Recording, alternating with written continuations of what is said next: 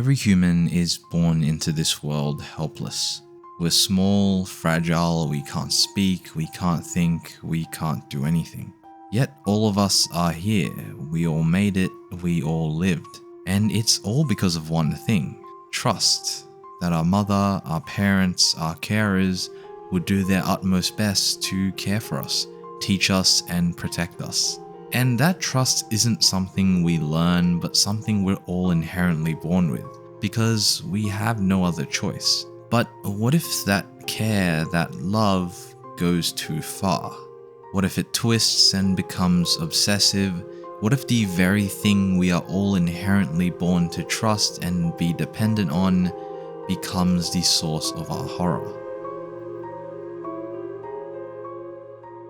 Blood on the Tracks by Shuzo Oshimi is a manga released in 2017, completing its run in 2023, and it's a story about a 13-year-old boy named Seichii Osabe. He lives a quiet life in a small Japanese town. He goes to school every day, gets teased by his friends, has a crush on a girl in his class, and he comes home to what seems like a perfectly normal, loving family. And at the center of that family is his mother, Seiko. Every morning she asks him what he wants for breakfast, she always wishes him on his way to school, and always prepares a nice dinner when he gets home. On the surface, she's very normal. She's the epitome of a loving, caring mother. Then there's Shigeru, Seichi's cousin. He's playful, teases Seichii a lot, a bit more bold and carefree, but overall he's a good friend.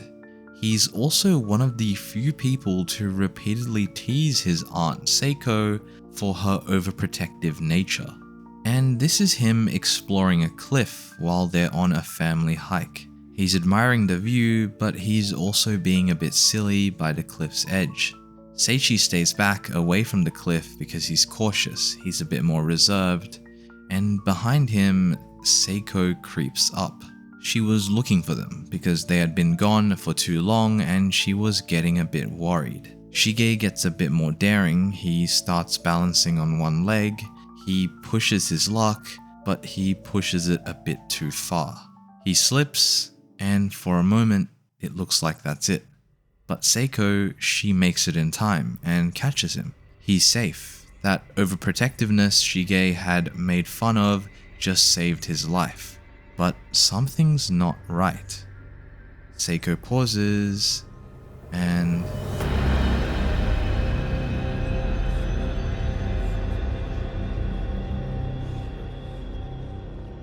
what might drag you in as an almost slice of life kind of story with a bit of a creepy atmosphere, Oshimi decides to show you that this story is one of psychological horror. A story about Seiko, a mother whose love and protectiveness for her son becomes so intense that she loses her moral compass, loses her sanity, and as a result, does some horrific things. I very rarely genuinely feel scared or unsettled when reading manga. Even with some of Junji Ito's best works, despite his terrifying art and stories, I still felt disconnected. They never really stayed with me for very long after I finished reading them. Now that could definitely be the nature of Junji Ito's work, mostly being more like one-shots, but regardless, Oshimi with Blood on the Tracks nailed that unsettling feeling I didn't think manga was capable of doing. For a story that has almost no violence, barely any death, and very few traditional jump scares, it is somehow one of the most terrifying experiences I've had with media and the most fear I've felt of a character. Unlike a lot of Junji Ito's works, which I do believe Oshimi takes inspiration from, this story basically has zero supernatural elements as well. Dream sequences, while they can feel supernatural, never break the sense that this story could all happen in the real world to someone. Horror as a story element is an interesting one, because it is one of the easiest to include, yet hardest to master.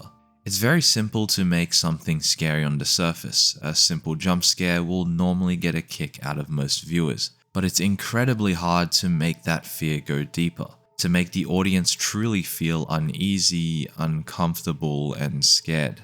While a lot of horror media decides to take killers or monsters, Junji Ito, famous in horror manga for taking random objects like spirals or fish, Oshimi decides to take an intimate approach. He decides to take fear and plant it somewhere familiar to all of us, somewhere where every human is inherently wired to trust. He puts horror in the love of a mother. Most authors, when they decide to take a parental figure and turn it into something terrifying, they usually go the direction of hatred. It makes sense. If a parent hates their child, that's what makes them dangerous, unpredictable, and scary. But Oshimi, he goes the other way. He asks, what if we go the direction of love, the safe direction? But what if we don't stop and we keep going until that love becomes so strong, so overwhelming, that it twists into something threatening? The idea of love being dangerous is not something new either. In anime, we have the infamous trope of yanderes, characters that are described as, at first, very innocent and overly affectionate, but over time break down and become mentally ill as a result of having too strong of a love. Often those characters are over the top, exaggerated, and almost cartoonishly violent. Most of the time they are fun characters to watch, but they lose that sense of realism. They're very rarely actually scary. Blood on the Tracks takes another approach. The crucial difference between Seiko and typical yandere characters is she's not portrayed as pure evil. At her core, she's a broken character who no longer has morals when it comes to a son. But she also doesn't just go around murdering everyone who hurts or is a bad influence for Seichii. Most of the time, she is just his loving mother. Even after she pushes Shigeru off the cliff, what would seem like a turning point in the story, life just mostly continues. She doesn't become this crazy murderer you need to escape from, or an evil entity that needs to be stopped. She's still Seichi's mother. She still loves him, she still cares for him, and most importantly, Seichii still depends on her. But at any moment, any of these times Seichii spends with his friends, or even talking to his dad, anytime any small comment, any tiny thing that may be seen as a bad influence to Seichii, you feel it, Seiko's presence. I think one of the best examples of this kind of character in anime or manga is Johan from Monster. For those who haven't read or watched Monster, Johan is a serial killer, the main antagonist of the series, and is widely regarded as one of the best written villains in manga. And a big reason for that is while he is just an ordinary human, he feels supernatural. He feels like an evil force that you can't escape. In every scene, no matter how disconnected it may be from Johan, no matter how safe the characters should be, it always feels like they're playing into his hand, and that at any moment he could make a deadly appearance. And a lot of the time he doesn't appear. A lot of the time in these scenes he doesn't have any influence on the events. Yet throughout the whole ordeal, his presence sits in the back of your mind. With Seiko, it's kind of the same. In every background, in every scene with Seichii, it feels like she could appear at any moment, like she's always just out of frame, watching over him. Even when she's acting like a completely normal mother in a normal setting, there's this constant tension that she might snap at any moment. And it's that build-up that makes scenes like this one all the more scary. Seichii is hanging out after school with his crush Fukishi. They're being awkward, but they're just enjoying each other's company. And they've been doing this the past couple days. Seichii's been getting home quite late, and Seiko's been growing concerned and a little bit suspicious, but she hasn't done anything about it quite yet. As this scene plays its course, you start to feel it. Seichii is staying out a bit too late, the sun is setting, Seiko is not going to be happy. And as the two start getting a bit more intimate, you turn the page, and there it is. A shadow in the background, a figure you can barely make out. I see you. Scenes like this one really showcase the power of the passive build-up. Seiko doesn't need to be violent or unhinged in every scene. In fact, it's because she doesn't act most of the time, because a lot of the time she stays composed as a normal mother. Small moments like these become so terrifying. And the thing I haven't touched on quite yet that pulls all of this together is the brilliant art of Oshimi. From the manga panels you've seen in this video already, I'm sure you can tell that this man can draw. Without the way Oshimi draws the characters, the unsettling atmosphere, the eeriness as you look at every page just can't be achieved. Blood on the Tracks overall is a very quiet manga. A lot of sequences have very little dialogue. Characters very rarely have internal monologue or explain what they're thinking and feeling. Yet I feel like I've never understood a character's emotions more clearly than when reading this manga. Oshimi masterfully draws the simpler emotions. Fear, happiness, sadness, they're all very clearly expressed through the characters' faces. But what I find really impressive about Blood on the Tracks is how Oshimi handles the more complex feelings. Very often in this manga, characters go through very heavy, complex emotions. There's a lot of psychological collapse, characters breaking down to their very core, and characters having their entire worldview, their entire life being challenged. And Oshimi as an artist and author only has one frame, one panel, one drawing at a time that he can use to encapsulate this feeling, to make us, the audience, understand it. With barely any words, time and time again throughout this manga, Oshimi perfectly nails this. Some of these panels he draws are so surreal and abstract you can barely make sense of it, but emotionally when you see them, they feel completely clear. And it's not just the drawings that are impressive either, but it's also Oshimi's use of perspective. Throughout the entire manga, Oshimi consistently draws characters through the eyes of another. The best example would be of Seiko, because there are so many panels that Oshimi makes us see her through the eyes of Seichii. It's completely intentional because Oshimi wants to make sure that we're right there in the story. Then there are also the close-ups of character faces that fill the whole panel or even page. These close-ups, they act like pin drops in the silence, the big breath-stopping moments of this manga. And every single time one of these moments hit, Oshimi makes you feel like you're right there in the scene, right in front of this character, and they're looking right at you. And that's where it all comes together. Oshimi's story, how grounded and close to home it feels, combined with the way he draws so many panels in the first person, is meant to make us have that realization that this could be happening to the people around us, and in another life, it could have happened to us. And that's why, despite Blood on the Tracks being one of the best manga I've ever read, and me making this video to praise it and introduce it to people who've never heard of it before, I can't recommend it blindly to everyone, because some of the stories, some of the themes it covers are genuinely quite dark and confronting. Seichi's life isn't a distant fantastical nightmare, but one that could have happened to any of us. How if things were a little bit different, Seichii could have been you. To bring one final example of how good Oshimi's art is in this manga, I want to talk about how I actually found it in the first place. I was scrolling down my anime list's top manga looking for a cover or a title that catches my eye, and one of those days I scrolled past the cover of Blood on the Tracks. It's quite unassuming, nothing flashy, nothing dramatic, just a drawing of a mother and a son.